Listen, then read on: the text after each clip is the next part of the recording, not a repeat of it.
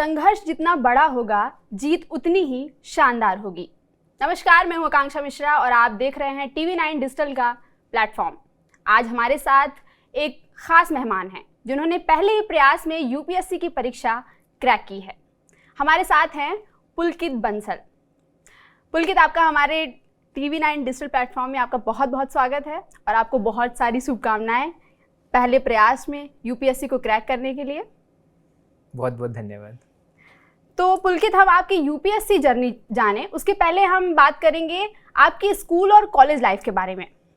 वो कैसा रहा, आपने किस स्ट्रीम में पढ़ाई की, आपके सब्जेक्ट्स क्या थे, उसके बारे में बताइए। तो मेरी जो स्कूली शिक्षा है वो मुख्यतः दिल्ली में ही हुई है। तो कक्षा 1वीं से कक्षा 12वीं तक मैंने DLDV मॉडल स्कूल शालीमार बाग से पढ़ाई की। ओके। जहाँ तक मेरे विषयों की बात है, कक्षा 10वीं में हमें बताया जाता है कि आपको कौन सी विषय चूज करने हैं, सिलेक्ट करने हैं। तो उस वक्त बड़ी अनोखे ढंग से मैंने अपने विषयों का सिलेक्शन किया था, क्योंकि मुझे सभी विषयों में रुचि थी। तो मुझे नहीं पता था कि मुझे कौन सा सब्जेक्ट लेना चाहिए। तो मेरे पिताजी ने कहा कि मैं चाहता हूँ कि तुम घर के पहले डॉक्टर बनो। तो हमने फिर PCMB बायोलॉजी विद मैथ्स, ये मैंने सब्जेक्ट्स लिए थे 11th-12th में। और उसके बाद मैंने एम्स के एंट्रेंस एग्ज़ाम दिया था, जिसके कारण मुझे MBBS में दाखिला मिला था एम्स दिल्ली में। फिर मेरे कॉलेज लाइफ की बात की जाए तो एम्स दिल्ली की लाइफ काफ़ी जो डॉक्टर्स या नीट एस्पिरेंट्स हैं उन सब के लिए एक, जिसे कहते हैं ना कि ड्रीम, तो वो लाइफ थी, काफ़ी अच्छी थी, काफ़ी कुछ सीखने को मिला। लेकिन शायद डेस्टिनी को कुछ और ही मंजूर था। तो जो डॉक्टर्स कन्वेंशनली पाथ चुनते हैं कि MBBS के बाद PG का, मैंने उससे हटके सिविल सर्विसेज में अपना थोड़ा सा ट्राई किया। तो डॉक्टर से सिविल सर्वेंट, ये कैसे दिमाग में आया आपके, और इस बदलाव के पीछे की वजह क्या थी? देखिए, जब मैंने MBBS में दाखिला लिया तो शुरू में तो बिल्कुल भी कुछ नहीं था ऐसा कि मुझे सिविल सर्विसेज में जाना है। लेकिन MBBS में हमारे को गांव में भी लेके जाते हैं ताकि हम गांव की समस्या समझें, वहाँ पे हेल्थ केयर का क्या अभाव है, या वहाँ पे पोस्टिंग्स होती हैं। हाँ, रूरल पोस्टिंग्स में वहाँ पे लेके जाते हैं। तो वहाँ का जो अनुभव था, वहाँ के जो एक्सपीरियंस थे, उसने शायद मजबूर किया सोचने के लिए कि क्या हम अपने इस मेडिकल नॉलेज को कहीं और अच्छे प्लेटफॉर्म पे इस्तेमाल करके क्या कुछ अपने हेल्थ सेक्टर में इम्प्रूवमेंट कर सकते हैं क्या। तो ऐसे ही कुछ 3rd ईयर में और फाइनल ईयर में इंटर्नशिप में हमें बल्लभगढ़, हरियाणा में एक है डिस्ट्रिक्ट, सब डिस्ट्रिक्ट, तो वहाँ पे लेके जाया जाता है। तो वहाँ पे जाके कुछ ऐसे अनुभव हुए जिसके कारण ये मन में आया विचार कि सिविल सर्विस की जाए और यहाँ से बड़े परिवर्तन लाए जाए। तो अब आपका सिलेक्शन भी हो गया है। तो फर्स्ट अटेम्प्ट में यूपीएससी क्रैक करना ये बहुत ही बड़ी बात है, खासकर जो तैयारी कर रहे हैं बच्चे हैं उन्हें पता है कि कितना मुश्किल होता है।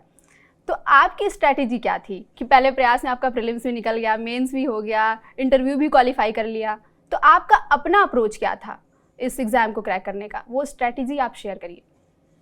तो सबसे पहले मैं ये बताना चाहता हूँ कि मैंने इस प्रिपरेशन के दौरान खुद सेल्फ स्टडी की है, मैंने कोई कोचिंग ज्वाइन नहीं की थी। और जहाँ तक बात है तैयारी करने की, तो यूट्यूब पे, इंटरनेट पे बहुत कुछ साधन अवेलेबल हैं। तो इससे मैं खासकर उन एस्पिरेंट्स को बताना चाहता हूँ जिनके पास किसी अभाव के कारण या फाइनेंशियल दिक्कतों के कारण या किसी भी वजह से अगर वो कहीं कोचिंग अफोर्ड नहीं कर पा रहे हैं, तो हताश होने की ज़रूरत नहीं है। आप घर बैठ के भी पढ़ाई कर सकते हैं। अपनी बात करूं मेरी स्ट्रैटेजी के बारे में, तो मैंने क्या किया कि आजकल इंटरनेट के ज़माने में काफ़ी सारे टॉपर्स आते हैं, अपनी स्ट्रैटेजी शेयर करते हैं यूट्यूब पे। तो मैंने 10-20 लोगों की स्ट्रैटेजी सुन ली है। फिर मुझे समझ में आया कि इनमें से मेरे लिए सबसे ज़्यादा उपयुक्त प्लान क्या बनेगा। तो मैंने अपने हिसाब से उसको अपने लिए खुद एक स्ट्रैटेजी बनाई। तो उसको फॉलो करते करते, और मैं ये कहूँगा कि एग्ज़ाम आपकी मेहनत तो है ही, लेकिन साथ साथ में थोड़ा लक और डेस्टिनी का भी रोल रहता है। तो मेरे फेवर में रही मेरे ख्याल से मेरा लक और डेस्टिनी, जिसके कारण मैं प्रथम प्रयास में ही कर पाया। अब एग्ज़ाम के अगर हम स्टेज वाइज स्ट्रेटेजी की बात करें, तो मेरा ये था कि मुझे सबसे मिनिमम रिसोर्सेज रखने हैं, कम से कम किताबें पढ़नी है और उनको इतने अच्छे से पढ़ना है कि वो मुझे आए, याद हो जाए। मिनिमम रिसोर्सेज, मैक्सिमम रिवीजन, ये मूल मंत्र था।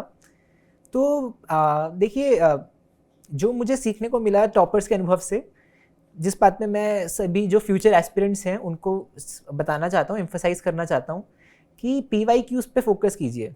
चाहे वो प्रीलिम्स के हो या मेंस के हो।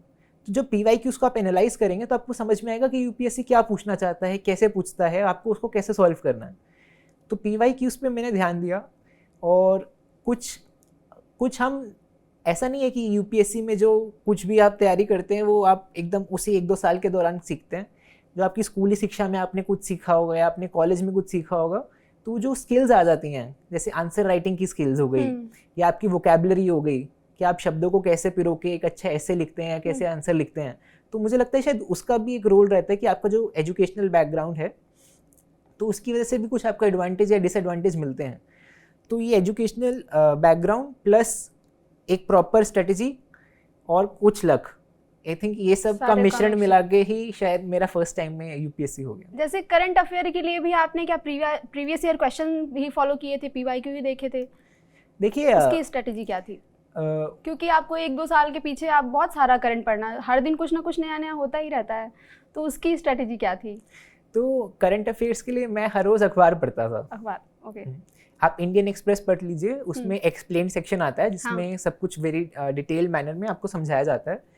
वो एक्सप्लेन मतलब Indian express is a very good newspaper, तो मैं उसको फॉलो करता था, तो हर रोज़ पढ़ता था।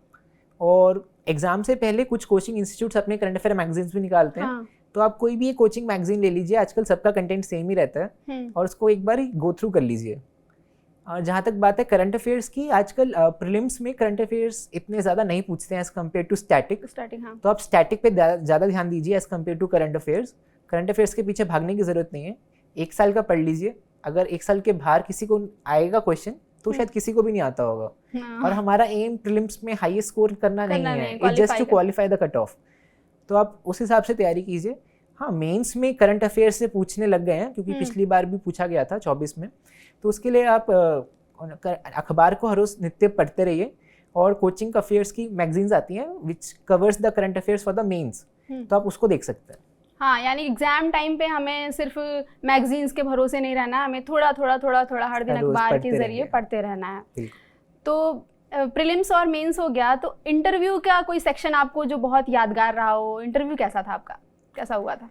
देखिए, मेरा इंटरव्यू अप्रैल के पहले हफ्ते में था, मतलब एट द एंड, मतलब अप्रैल में इंटरव्यू खत्म होने थे, तो लास्ट लेग में था, लेकिन अप्रैल के फर्स्ट हफ्ते में था। तो वैसे तो लोगों को बहुत ज़्यादा स्ट्रेस होता है on the day of interview कि वो क्या पूछेंगे, हम उनको कैसे आंसर करेंगे, पर मेरे साथ उल्टा था। मतलब मुझे बहुत ज़्यादा खुशी थी कि पहले ही अटेम्प्ट में, मतलब उम्मीद नहीं थी कि हम यूपीएससी के भवन के बाहर जाके खड़े होंगे, अंदर जाएंगे, इंटरव्यू देंगे। तो मुझे खुशी थी, तो इतना स्ट्रेस और एंजाइटी नहीं लिया, और इतना ज़्यादा खुशी मनाने का मौका भी नहीं मिला, क्योंकि जैसे ही मैं अंदर घुसा तो उसके 5-10 मिनट बाद ही मुझे बताया गया कि सबसे पहला इंटरव्यू मेरा ही है। अरे वाह। तो मैं तो अपनी फॉर्मेलिटीज़ फिल कर रहा था, इतने में मेरे पास खबर आती है कि आई हैव टू गो। तो सब छोड़ के फिर मैं इंटरव्यू देने गया। तो इंटरव्यू वाज एक बहुत अच्छा एक्सपीरियंस था। और जो मैंने सीखा इंटरव्यू से ये कि आपकी फैक्चुअल नॉलेज चेक नहीं कर रहे हैं वो, ये नहीं आपको कितना आता है, आपको कितना नहीं, क्योंकि आप किसी इंसान को एवरीथिंग अंडर द सन तो नहीं आएगा, कुछ चीज़ें उसको याद आती होंगी या नहीं आती होंगी, बट वो ये चेक करना चाहते हैं कि आपकी पर्सनैलिटी कैसी है। It's more about personality test. तो अगर आप हम्बल हैं, आप ट्रुथफुल हैं, ऑनेस्ट हैं, ऑनेस्टी से जवाब देते हैं, तो आई थिंक इंटरव्यू का स्टेज आप इजीली क्रैक कर सकते हैं। ओके। तो कोई ऐसा इंसिडेंट, जैसे हम बहुत सारा सुनते रहते हैं कि मुर्गी आई या अंडा, ऐसा कुछ क्वेश्चंस थे या फिर नॉर्मल? आपका कुछ अपना एक्सपीरियंस बताइए, कैसा इंटरव्यू में कैसा रहा? तो सबसे पहले तो मैं ये क्लियर करना चाहता हूँ मिसकंसेप्शन कि वो ऐसा पूछते हैं कि आप कितने कदम चल के आए, कितनी सीढ़ियाँ चढ़ी या ऐसा। तो ऐसा नहीं होता है, जस्ट लोगों के मन में क्यूरियोसिटी पैदा करने के लिए ऐसे वीडियोस बनाए जाते हैं सोशल मीडिया पर। बट क्वेश्चंस आपकी इन जनरल ऐसे पूछे जाते हैं, ऐसे आपसे एक डैफ भरवाया जाता है, डिटेल्ड एप्लीकेशन फॉर्म। तो उसमें आपका क्या बैकग्राउंड है, आपने कहाँ से पढ़ाई की, आपके पेरेंट्स क्या करते हैं, आपका शहर कौन सा है, आप कौन से राज्य से हैं, तो उससे रिलेटेड क्वेश्चन पूछ सकते हैं। या फिर जो करंट अफेयर्स में चल रहा है तो उसके बारे में वो आपसे जानना चाहते हैं कि आप कितने अवेयर हैं या किस चीज़ों को कैसे एनालाइज करते हैं। तो मैं अपने एक्सपीरियंस के बारे में बताऊं तो मुझसे मेडिकल फील्ड में कुछ क्वेश्चंस पूछे थे, और ज़्यादातर क्वेश्चंस मेरे डैफ से बाहर ही थे, बेस्ड ऑन करंट अफेयर्स। तो एक क्वेश्चन को, मतलब जैसे ही मैंने एक जवाब दिया तो मेरे साथ ऐसा हो रहा था कि उसी को बेस बना के दे वर आस्किंग नेक्स्ट क्वेश्चन। तो वो इंटरलिंकिंग करके ऐसे ऐसे करके मेरा इंटरव्यू रहा। तो बहुत वाइड वैरायटी ऑफ टॉपिक्स पे उन्होंने मुझसे क्वेश्चंस पूछे थे। एनर्जी हो, इंटरनेशनल रिलेशंस हो, एज अ एडमिनिस्ट्रेटर आपको सिचुएशन दे देते हैं कि आप यहाँ पे हैं, आपकी क्या प्रायोरिटीज़ रहेंगी, या मेडिकल फील्ड में आजकल स्पूरियस ड्रग्स के बारे में हो रहा है, या फिर टेक्नोलॉजी को आप कैसे ला सकते हैं। तो बहुत वाइड वैरायटी पे क्वेश्चंस थे, और जिसके आंसर्स मुझे आते थे तो मैंने उसका जवाब दिया, जिसके नहीं आते थे तो मैंने ऑनेस्टली बता दिया कि मुझे नहीं पता है। पोलाइटली एक्सेप्ट कर लीजिए कि आपको नहीं मालूम है, क्योंकि जो पैनल है इट इज़ वेरी एक्सपीरियंस्ड, उनको समझ में आ जाएगा आप कि आप झूठ बोल रहे हैं कि नहीं। इंटरेस्टिंग बात ये थी कि इंटरव्यू के पहले क्वेश्चन में मुझे आंसर नहीं आता था। फिर नर्वसनेस को कैसे मैनेज किया? नर्वसनेस होती है, बट मेरे दिमाग में यही था कि आपको अगर नहीं आता तो आप हम्बली बोल दीजिए नहीं आता है, और नेक्स्ट क्वेश्चन पे ध्यान दीजिए। एक क्वेश्चन शुड नॉट आपके बाकी के इंटरव्यू को खराब नहीं करना चाहिए। बिल्कुल। और यही आपको शायद वो जानबूझ के कुछ ऐसे टफ क्वेश्चंस पूछेंगे, आपको प्रेशर में डालेंगे, आपको वो प्रेशर लेना आना चाहिए। आई थिंक यही टेस्ट कर रहे हैं पर्सनैलिटी में। तो जैसे आपने मेडिकल में आपकी पोस्टिंग वगैरह भी होती थी, एम्स के बाद इंटर्नशिप्स वगैरह होती थी, तो आप कैसे मैनेज करते थे उतने हेक्टिक शेड्यूल में? आप यूपीएससी की तैयारी, वो उसका कुछ क्या मंत्रा था? तो ऐसा था कि कुछ रिजिड शेड्यूल नहीं था मेरा। ओके। तो फ्लेक्सिबल था, मतलब कुछ पोस्टिंग्स हैवी होती थी जिसमें कई बारी काफ़ी टाइम लग जाता था, तो उसके बाद जितना टाइम बचता था बेस्ड ऑन एनर्जी और आपकी मोटिवेशन, तो जितना भी समय दे पाते थे। कुछ लाइट पोस्टिंग्स होती थी जिसमें इतना ज़्यादा काम नहीं होता था, तो उसमें ज़्यादा टाइम निकाल लिया। वैसे संडे को छुट्टी होगी अगर, तो उसमें ज़्यादा खींच लिया, ज़्यादा देर समय दे दिया। तो इस तरह से फ्लेक्सिबली मैंने काम करा। और बाद में ये था कि जैसे मेरी इंटर्नशिप दिसंबर 23 में पूरी हो गई, और मुझे जून में एग्ज़ाम देना था, तो ये बीच के जो 6 महीने थे इसमें भी जो मेरी चीज़ें छूट गई उसको कवर करने का मेरे पास टाइम था। ओके। जैसे एक एग्ज़ाम के दौरान आपको डिस्ट्रैक्शंस बहुत सारे होते हैं, आप उसको कैसे हैंडल करते हो? देखिए, एग्ज़ाम में जब मैंने जाने का मन बनाया तो क्लैरिटी से बनाया था कि मुझे एग्ज़ाम क्यों करना है। तो वो जो क्लैरिटी थी वो एक इंटरनल मोटिवेशन की तरह काम करती थी। तो कोई भी डिस्ट्रैक्शन आती थी तो वो अंतरात्मा की आवाज़ आती थी कि ये नहीं करना है अभी। तो मेरे को लगता है कि वो एक अच्छा मेरा गाइड बना रहा all through out the preparation. तो इंटरनल मोटिवेशन से मतलब मैं कट ऑफ नहीं था बिल्कुल भी, मतलब सोशल मीडिया पे भी चलाता था, ट्विटर, इंस्टाग्राम, लेकिन एक लिमिट थी, क्योंकि अगर ज़्यादा चलाता था तो अंदर से आवाज़ आती थी कि लिमिट कर लो, अब बहुत हो गया। तो इस तरह से मेरी जर्नी रही।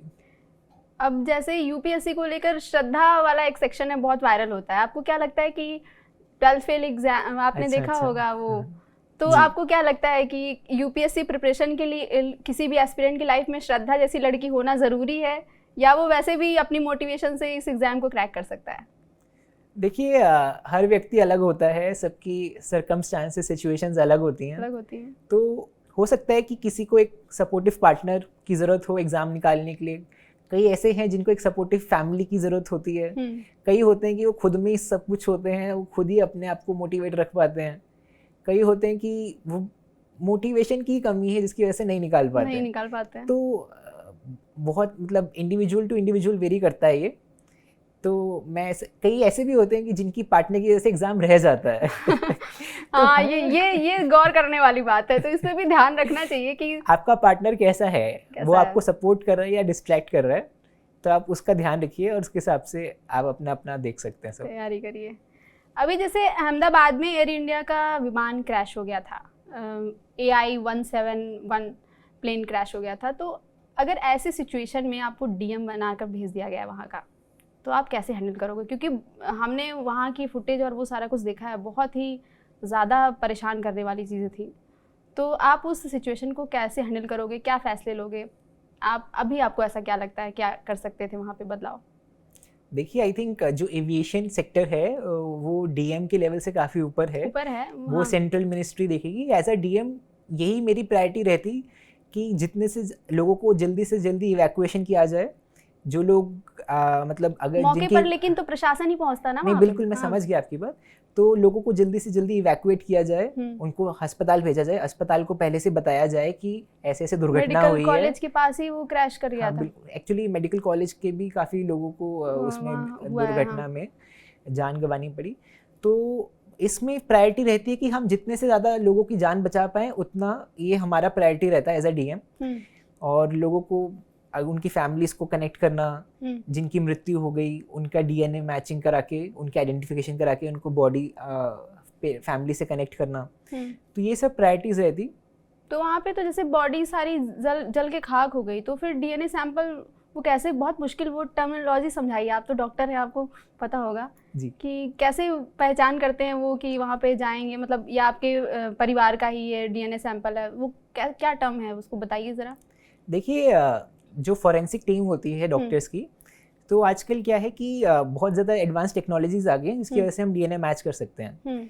तो डीएनए यूजुअली सॉफ्ट टिश्यू या हार्ड टिश्यू इन दोनों से लिया जा सकता है, क्योंकि सॉफ्ट टिश्यू इतने अच्छे से डीएनए को प्रोटेक्ट नहीं कर पाता, तो उसकी जो सैंपल की क्वालिटी है वो खराब हो जाती है।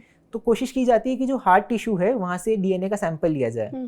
तो आजकल टेक्नोलॉजी आ गई है जैसे शॉर्ट टैंडम रिपीट या सिंगल न्यूक्लियोटाइड पॉलीमॉर्फिज्म्स। इसमें क्या रहता है कि जैसे हमारा डीएनए है वो कुछ कोड वर्ड से बना हुआ है, कुछ न्यूक्लियर बेसिस होते हैं, नाइट्रोजनस बेसिस, तो उसकी सीक्वेंसिंग की जाती है।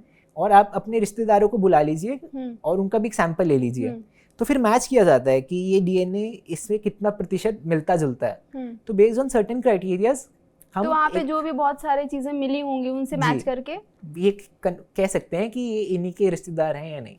Okay okay. जैसा कि आपका ऑप्शनल सब्जेक्ट क्या था? सोशियोलॉजी। तो अभी आप देख रहे होगे कि बहुत सारा क्राइम बढ़ गया है, मतलब अभी हाल ही में आपने सोनम का केस देखा होगा। तो ऐसी सिचुएशन में बहुत लोगों का, ज़्यादातर समाज में लोगों का नज़रिया बदल रहा है। लोग अब जैसे सोनम का केस हो गया तो लोग लड़कियों को ही ब्लेम करना शुरू कर दिया उन्होंने। तो ऐसे केसेस समाज पे क्या इफ़ेक्ट डालते हैं और किन तरह के बदलाव पे समाज के एज अ पर्सन भी हमें काम करना चाहिए, एज अ प्रशासनिक लेवल पे भी क्या बदलाव की ज़रूरत है? देखिए जो सोनम वाला केस हुआ और वैसे आज बहुत वैसे जैसे केस हैं, तो एक बुरा मैसेज तो जाता ही है समाज पे। और जो शादी एक ऐसा इंस्टीट्यूशन है, मैरिज, उस पर भी लोगों का विश्वास उठ रहा है कि शादी करनी भी चाहिए कि नहीं करनी चाहिए। मैं अभी एनएसओ की रिपोर्ट पढ़ रही थी तो बहुत सारा उसमें घटा हुआ पहले से, मतलब बहुत सारे लोग ऐसे हैं जो करना ही नहीं चाहते। बिल्कुल। और आजकल मैरिज के भी या पार्टनरशिप्स, रिलेशनशिप्स के भी नए नए फॉर्म आ गए, तो वो कह रहे हैं एक वो भी कारण है। बट जो आप कह रहे हैं कि हमारे जो भारतीय समाज है उसमें तो बहुत ही गहरा प्रभाव है। तो मुझे लगता है जितनी भी मेरी जानकारी है कि हस्बैंड और वाइफ, जो फ्यूचर हस्बैंड एंड वाइफ है, वो कुछ समय एक दूसरे को दें, एक दूसरे को जाने पहचाने। ये टटोले कि क्या वो कोई ज़बरदस्ती में या किसी के दबाव में आके शादी तो नहीं कर रहे हैं, या वह किसी और को चाहते हैं और उनके पेरेंट्स या फैमिली के प्रेशर में आके वो कर रहे हैं। एक दूसरे को जाने पहचाने, अगर समझें, अगर कॉम्पेटिबिलिटी बनती है तो शादी के आगे बढ़ सकते हैं, या फिर अगर नहीं बनती है तो कोई ज़बरदस्ती नहीं होनी चाहिए। तो ये है। और आजकल की जनरेशन तो बहुत ज़्यादा पढ़ी लिखी है, उनसे उम्मीद करना तो गलत है कि वो ऐसे कार्य करेगी। बट क्योंकि हो रहा है समाज में, तो हम सबको समाज के तौर पे सोचना चाहिए कि ऐसा क्यों हो रहा है। और बच्चों को जो शिक्षा दी जा रही है स्कूल में, उस पर भी थोड़ा ध्यान देने की आवश्यकता है कि ये दिमाग में ख्याल कैसे आ रहा है। क्या ये मूवीज़, फिल्म देख के कुछ समझ में आ रहा है, या कोई सोशल मीडिया पे है, वहाँ पे बहुत सारा वहाँ से कंटेंट जो वो ले रहे हैं, कंज्यूम कर रहे हैं, क्या उसकी वजह से है?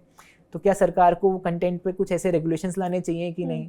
क्योंकि उसमें भी फिर दिक्कत ये आती है कि आपका fundamental right of speech and expression, creativity versus सरकार जो कर्टेलमेंट लेके आ रही है, तो वो भी दिक्कत है। तो ज़्यादातर फोकस पेरेंट्स को, फैमिलीज़ को अपने लेवल पे करना चाहिए कि बच्चा क्या कंज्यूम कर रहा है क्या नहीं, उस पर थोड़ा सा हम अगर ध्यान करेंगे तो बेहतर रहेगा। जहाँ तक बात है प्रशासन की, तो प्रशासन को तो ऐसे कार्यों में सख्त स्टेप्स लेने चाहिए ताकि ऐसा फ्यूचर में ना हो।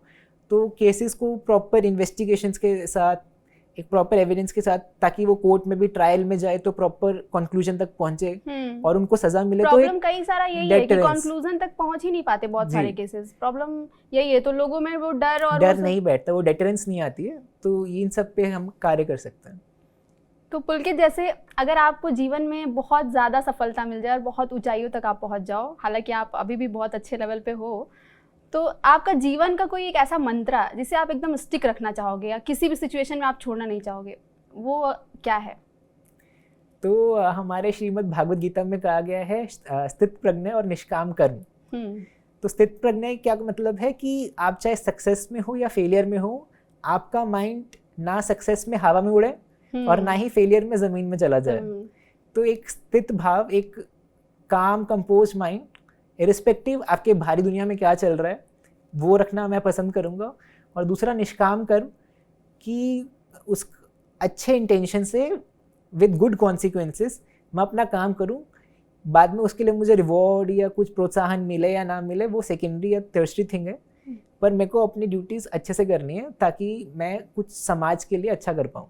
तो ये 2 प्रिंसिपल्स मैं अपने दिमाग में हमेशा रखना चाहूँगा। यानी अपेक्षाओं का बहुत ज़्यादा भार लेके नहीं चलना है कि हमें ये सफलता मिल ही जाएगी या नहीं मिलेगी, मतलब प्रेशर दोनों तरफ का नहीं होना चाहिए, बस आपको अच्छे से उस काम को करते रहना है। बिल्कुल। Well, thank you so much Pulkit हमारे साथ आपका जुड़ने के लिए।